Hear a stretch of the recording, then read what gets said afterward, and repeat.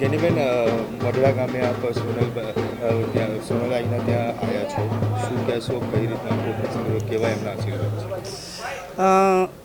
આઈ સોનલમાના જે એમના સેવાકીય કાર્યો અને ચારણ સમાજ એટલે બીજા સમાજને રાહ ચીંધવાવાળો સમાજ અને શિક્ષણ માટે અને જે કંઈ બદીઓ કહેવાય એને તિલાંજલિ મળે, અંધશ્રદ્ધાથી લોકો દૂર રહે, એવા ક્રાંતિકારી કાર્યો આ વિસ્તાર માટે સોનલમાએ જે કર્યા છે એ અદ્ભુત છે.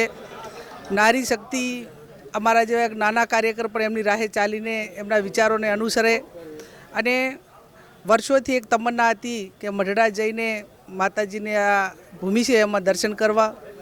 આજે એટલું બધું અમને જ્યાં જાણવા મળ્યું છે એ કદાચ અમારી જિંદગીની અંદર એનો અંશ પણ ક્યાંક અનુકરણ કરીને કંઈક કરવા માટેના પ્રયત્નો કરીએ તો પણ અમારા જે ભવિષ્ય છે એને ભાગ્યશાળી બનાવી શકીએ. એટલે અનેક સંતોએ આજે ડાયસપીઠ ઉપર જે વાત કરી એ વાત લોકો સુધી પહોંચે. આ ખમીરવંતી ધરા ઉપર માના જે વિચારો એમણે જે મૂક્યા છે, એમણે ક્રાંતિકારી કાર્યો માટે જે નિર્માણ કાર્ય કરવા માટેની જે શક્તિ લોકોને આપી છે એને આગળ વધારીને આ વિસ્તાર એક ઇતિહાસી રીતે અન્ય એક સંતોની ભૂમિ તરીકે, શૂરવીરોની ભૂમિ તરીકે જાણીતો છે. ત્યારે એના ઉપરથી આવનાર પેઢી માની રાહે ચાલી અને સમગ્ર રાજ્ય અને દેશને આ વૈચારિક રીતે ને એમના જે કાર્યોને બિરદાવીને આગળ વધારે એવી હું મા જગદંબાને પ્રાર્થના કરું છું. અને અમને પણ અહીંયા આવીને આમંત્રણ આપ્યું, અમારું સન્માન કર્યું, એ બદલ આયોજકો અને ચારણ સમાજનો ખૂબ હૃદયપૂર્વક આભાર માનીએ છીએ. બેન, રામ મંદિરનું નિર્માણ થવા જઈ રહ્યું છે. કોંગ્રેસના જે હાઈકમાન્ડ જે છે તેમને આ નિમંત્રણને ઠુકરાઈ દીધેલું છે, આપ શું? રામચંદ્ર ભગવાન એ બધાના ભગવાન, આપણા સૌના ઈષ્ટદેવ છે. કોંગ્રેસ ના હાઈકમાન્ડે આમંત્રણ ઠુકરાવ્યું છે એવી વાત નથી. આદિત્ય આપણા શંકરાચાર્ય કે જે આપણા હિન્દુ ધર્મના સ્થાપક અને એમની રાહે આજે કોઈ કાર્ય હોય ત્યારે પણ આપણે એમના અનુસરીને જ્યારે કરતા હોઈએ છીએ ત્યારે એ પોતે આ કાર્યની અંદર સામેલ ન થતા હોય કે જેમનું મૂળ સ્થાન આપણું છે. એટલે આમાં કોઈ પાર્ટી કે વ્યક્તિ નહીં, પણ રામચંદ્ર ભગવાન મેં કહ્યું એમ સર્વના છે. જ્યારે રાજીવ ગાંધી વડાપ્રધાન હતા ત્યારે જ એના દરવાજા ખોલ્યા હતા. બાબરી મસ્જિદ ધ્વજ કરી એ ટાઈમે પણ કોંગ્રેસની સરકાર હતી. રામાયણ જેવી સિરિયલો મૂકીને લોકોને જાગૃત કર્યા એ પણ રાજીવ ગાંધીએ કર્યું હતું. એટલે આપણા અમારા સૌના ઈષ્ટદેવ છે.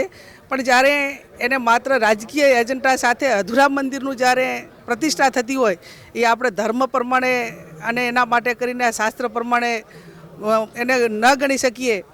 અમે કોંગ્રેસવાળા બધા જ દર્શન કરવા જઈશું. જ્યારે મંદિરનું કામ પૂર્ણ થશે, શિખરનું કામ પૂર્ણ થશે, શંકરાચાર્ય ત્યાં બિરાજમાન થશે, દર્શન કરશે, ત્યારે અમારી પણ હાજરી છે. એટલે માત્ર એને તમે ઠુકરાવ્યું છે કે એ રીતે કોઈ વાત કરતા હોય તો એ કદાચ મીડિયાનો કે એને જે વાત જે પ્રમાણે વાત કરતા હોય. અમારા શક્તિસિંહ ગોહિલ સાહેબે કાલે પણ એનું સ્ટેટમેન્ટ આપ્યું અને એ સ્ટેટમેન્ટ તમે પણ સાંભળ્યું છે. તમે કદાચ ઇન્ટરવ્યૂ લેવા પૈકીના પણ હશો. એટલે જે કોંગ્રેસના નેતાઓ છે એ લોકોએ ટ્વીટ કરીને જે હાઈકમાન્ડનો આ નિર્ણય છે એ નિર્ણયના વિરોધ કર્યો. અનેકનો કાર્યકર્તાનો નિર્ણય એ દરેક સમુદાયમાંથી આવતા લોકો છે, દરેક સમાજોમાંથી, વિવિધતામાંથી આવતા લોકો છે. કોંગ્રેસ એક વિચારધારા છે. એની વિચારધારામાં આવેલા લોકોની વિચારધારા અલગ અલગ હોઈ શકે.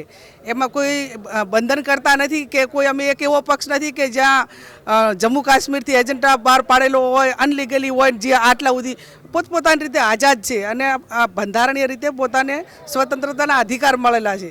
એટલે જે એ એમની રીતે જે સ્ટેટમેન્ટ આપ્યું હોય એ એમનો વ્યક્તિગત હશે. અમારા હાઈકમાન્ડે શક્તિસિંહ ગોહિલજીએ કાલે પણ સ્ટેટમેન્ટ આપ્યું છે, મીડિયાને સંબોધ્યો છે અને એ વાતને અમે અનુસરીને એ વાતને આગળ વધારવાના છે.